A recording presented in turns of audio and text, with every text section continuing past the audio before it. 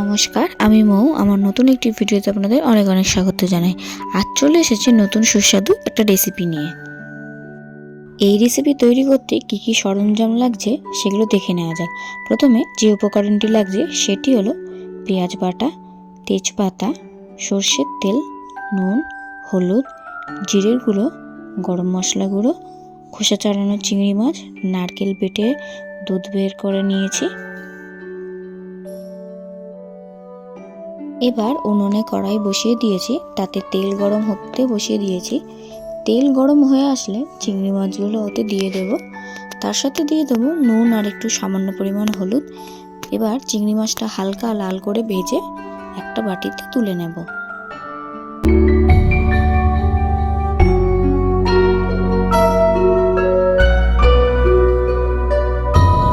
ভাজা মাছ তুলে নিয়েছি। এবার ওই কড়াইতে সর্ষের তেল দিয়ে দেবো। আমি এখানে ফরচুনের সর্ষের তেল ব্যবহার করছি, আপনারা চাইলে যে কোনো সর্ষের তেল ব্যবহার করতে পারেন।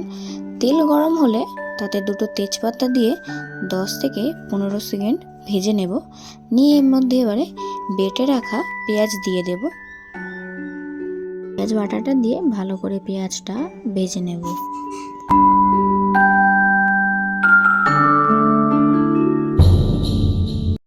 পেঁয়াজটা ভালো করে ভাজা হয়ে গেলে এর মধ্যে বেটে রাখা আদা ও রসুন দিয়ে দেব। দিয়ে ভালো করে ভেজে নেব যতক্ষণ না পর্যন্ত আদা ও রসুনের কাঁচা গন্ধটা চলে যাচ্ছে।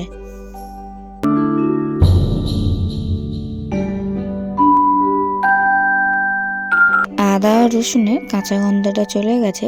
এরপর এর মধ্যে দিয়ে দেব নারকেলের দুধটা, দিয়ে ভালো করে মশলার সাথে মিশিয়ে নেব।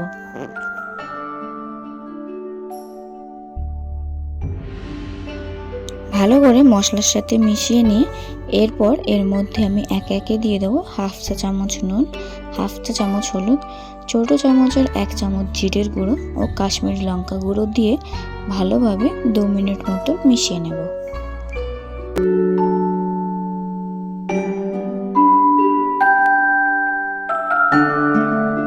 মশলা নারকেলের দুধটা ভালোভাবে মিশিয়ে নিয়েছি। এরপর এর মধ্যে ভেজে রাখা চিংড়ি মাছগুলো দিয়ে দেব। দিয়ে গ্রেভিটার সাথে ভালো করে মিশিয়ে নেব।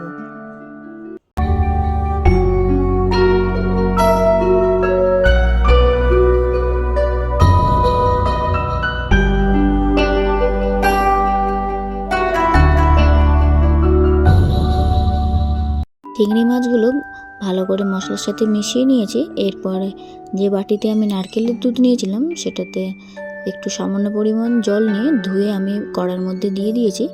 এবার এটা 2 থেকে 3 মিনিট পর্যন্ত অপেক্ষা করব যাতে এই গ্রেভিটা ভালো করে ফুটে আসে। গ্রেভিটা ভালো করে ফুটে এসেছে। সবশেষে এর মধ্যে দিয়ে দেবো গুঁড়ো গরম মশলা ও 3টে কাঁচা লঙ্কা মাঝখান থেকে চিড়ে রেখেছিলাম, সেটা দিয়ে ভালোভাবে মিশিয়ে নেব। নিয়ে একটা পাত্রে চিংড়ি মাছের মালাইকারিটা তুলে নেব।